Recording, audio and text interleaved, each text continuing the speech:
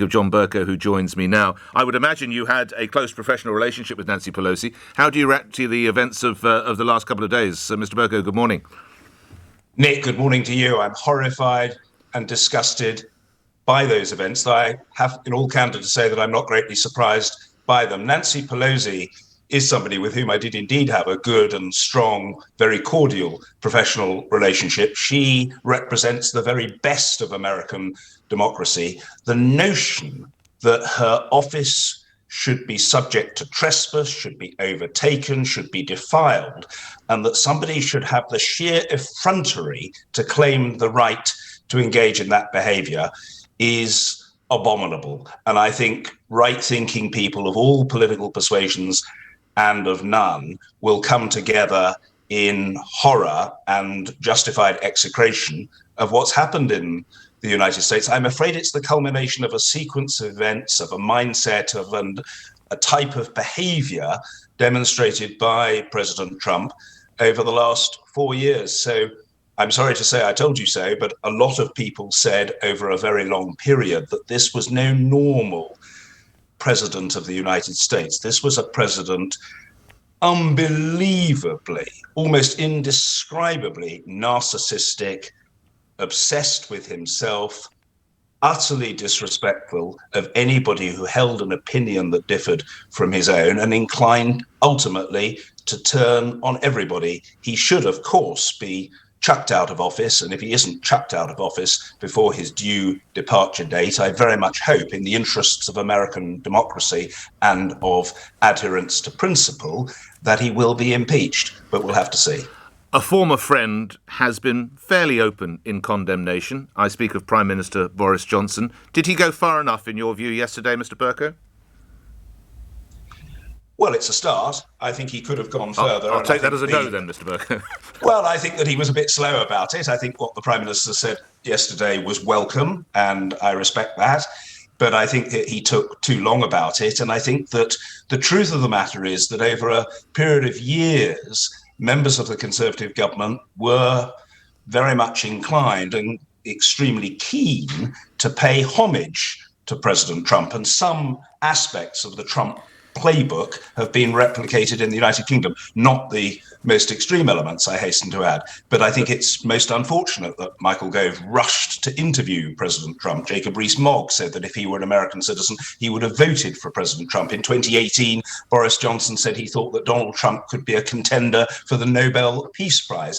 This man is, let us be clear, a reckless and irresponsible racist demagogue. That is the reality of President Trump. And you know, Nick, very well, whether it suits you on your show this morning to say so is for you to judge, that all too many Conservative parliamentarians and members of the British media were very keen to celebrate Trump, to laud Trump, to magnify Trump. And I remember back in 2017, when I objected to the idea that President Trump should be invited to address a session of both houses of Parliament in Westminster, that the right-wing media were very quick to flay and vilify me. I was right about that, and those who attacked me were wrong. Hold on, I was one of those, and I did criticise you, but my argument was... I wasn't aware of that important fact, Nick. I'm sure it was very important to you, but I wasn't aware that you were in the lead on these matters. I don't want my listeners to think in any way that I would misrepresent myself when confronted by that, because I did.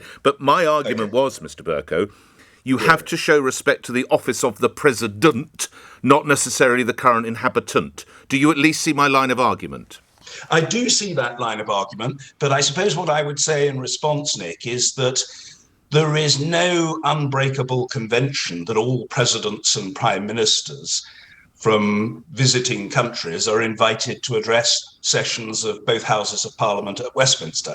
Some have been invited, far more have not been. And even if you think about the United States, the reality is that President Reagan addressed both houses of Parliament in the Royal Gallery, but not in the most prestigious setting of Westminster Hall. George W. Bush didn't address a session of both houses of Parliament at all. Barack Obama did, but he did so 2.5 years into office, a respected and widely liked American president and the first black president of the United States. My critique of the enthusiasm for inviting President Trump was based A, on his racism and sexism, and B, on the fact that he'd only weeks before been elected to office. Now, I think that those important niceties, those details and intricacies of the debate might, I don't want to be uncharitable, Nick, they might have escaped the attention of Mr. Nicholas Ferrari. Coming back to Donald J. Trump... You're being too shy, Nick. Own up to the extent of your misdemeanour. There are so many misdemeanours. I would need to go all the way until Eddie Mayer took over control in about 6 hours' time. John Bercow, you talk about what we've witnessed in the United States. Was this, to use an Americanism, was this always part of his game plan? Was this in his playbook all along, having lost? Well, it's very difficult to penetrate the inner recesses of the Trumpian mind, as it's a somewhat abnormal mind, Nick. But, you've put me on the spot and asked me the question. I suspect so. I mean, it may be that it just occurred over a period, that he was fired up, fortified, and enabled by some of the really weird, fringe, extreme, eccentric characters by whom he was surrounding himself in the last few weeks, and that therefore it came upon him and wasn't part of a long charted game plan. My hunch is that the clue is in what he said several months ago. He was asked whether he would consent to a peaceful transfer of power if he lost, and he refused to give that commitment. So my hunch is that all along, he might not have thought of the exact details, but all along he was taking that attitude, l'État, c'est moi. The state, it's me. I am American democracy. No fair election can possibly result in my defeat, and therefore, if I lose, it must be as a result of impropriety, unfairness, corruption, or whatever. Now, that is an attitude that is the very antithesis of the attitude of a democratic politician. George Bush Sr. graciously accepted defeat. If you go back further, Nixon accepted defeat to Kennedy in 1960.